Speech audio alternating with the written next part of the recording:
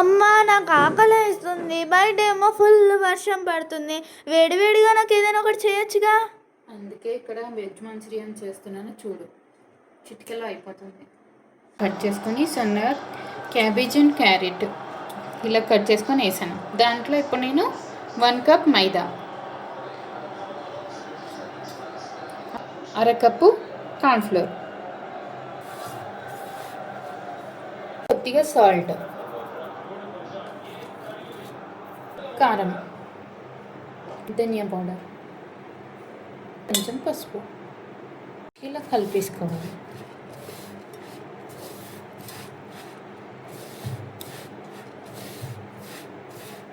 కొంచెం అలా చూసుకొని వాటర్ వేసుకొని కలిపేసుకోవాలి. ఇప్పుడైతే స్టవ్ పైన బాండ్లీ పెట్టేసి ఆయిల్ అయితే వేసేస్తున్నాను. ఆయిల్ వేడయ్యే వరకు వెయిట్ చేయాలి. కొంచెం ఆయిల్ వేడయ్యాక ఆయిల్ హీట్ అవ్వగానే ఇలా చిన్న చిన్నగా బాల్స్ లాగా మంచూరియల్ వేసేసి అయితే మనం మంచిగా ఆయిల్లో డ్రీ ఫ్రై అయితే చేసేసుకోవాలి. ఇలా మంచిగా ఎర్రగా వేగిన తర్వాత వీటిని అయితే తీసి మనం ఇలా ఒక పక్కన అయితే పెట్టేసుకోవాలి. ఫ్రై అయ్యాక మళ్ళీ బాండ్లీ పెట్టుకొని కొంచెం ఆయిల్ వేసేసి మంచిగా కొన్ని ఆనియన్స్, కొన్ని వెల్లుల్లి రెబ్బలు సన్నగా కట్ చేసి వేసుకొని అవి మంచిగా ఆయిల్లో అయితే వేగనివ్వాలి. అవి కొంచెం మంచిగా వేగిన తర్వాత దాంట్లోనే కొంచెం కరివేపాకు, కొంచెం కొత్తిమీర కూడా వేసి బాగా కలుపుకోవాలి. ఇవి కొంచెం మగ్గిన తర్వాత అందులో కొంచెం vinegar, soya sauce, chilli sauce, tomato sauce కూడా వేసుకొని వాటన్నిటిని కూడా ఒక్కసారి మంచిగా మనం కలుపుకోవాలి.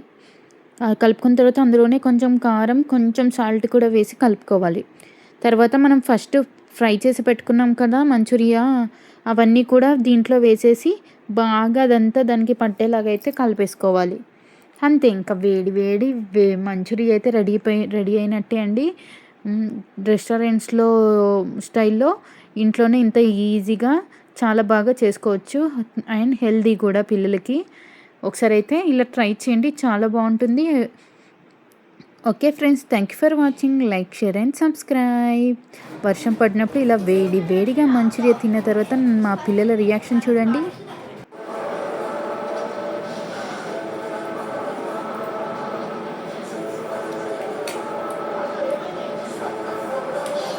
చాలా బాగుంది, ఇంకా తినాలని ఉంది.